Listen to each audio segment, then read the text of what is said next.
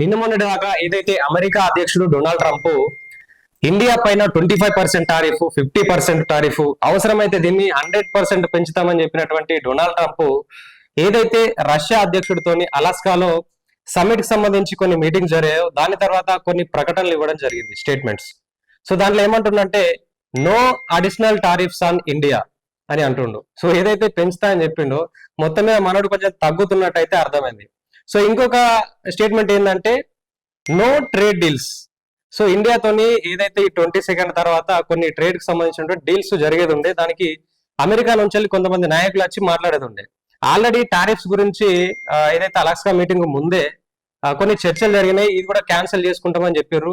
ఇండియాకి సంబంధించినటువంటి మన నాయకులు కూడా ఈ డీల్స్ లో అంటే ఏదైతే అమెరికా ఉన్నటువంటి ప్రొడక్ట్స్ చాలా వరకు అంటే జన్యుపరమైనటువంటి చేంజెస్ చేసినటువంటి ప్రొడక్ట్స్ పంపుతాం, సాగు ఉత్పత్తులు కావచ్చు, పాడికి సంబంధించినటువంటి ఉత్పత్తులు కావచ్చు అని చెప్పిన తర్వాత వీళ్ళు కూడా దాన్ని క్యాన్సిల్ చేసే దిశగానే ఆలోచించారు. సో దానికి తగ్గట్టుగానే ఇప్పుడు అమెరికా నో ట్రేడ్ డీల్స్ అని చెప్పేసి ప్రకటన ఇచ్చేసింది.